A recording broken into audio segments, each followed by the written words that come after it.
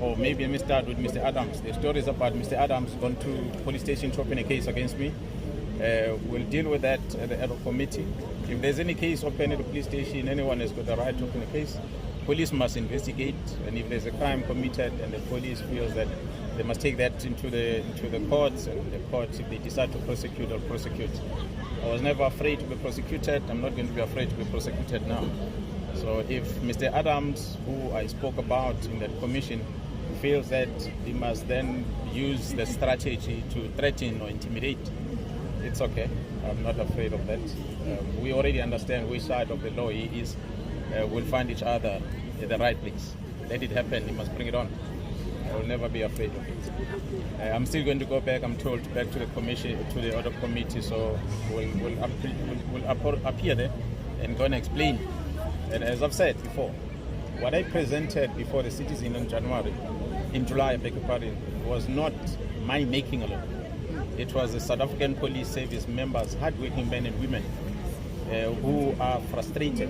And I'm sure as we are watching what's happening in the commission, we get to hear more and more police officers talking about the frustrations. So I said in my presentation, I've said in my statement, what I'm talking about is information I have.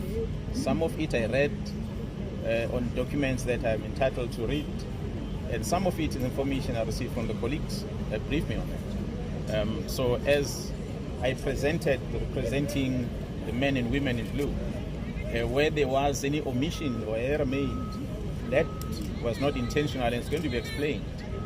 We submit some statements, and I think maybe you might have missed the fact that what was spoken about in Parliament against what was in my statement are two different things.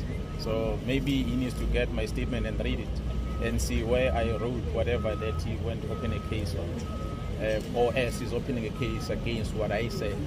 What I said is coming from the team, and it's going to be explained when we go back to Parliament. We'll leave it like that. I can't comment about what's happening in the commission. Everyone is watching it as it unfolds. So what I've said before, what we are comfortable with as law enforcement is that at least that gives us a space to be able to do our work. Because all what we are crying for is an opportunity for us to do our work. So as we do our work and be allowed to do our work, that's the only opportunity that we are crying for. So at least we are seeing some activities happening now. We are quite happy with some of the things that are coming out, so that at least society gets to see the frustration that men and women are facing on a daily basis as we go about their business. We always say police are only responsible for investigating crime, bringing the perpetrators to court.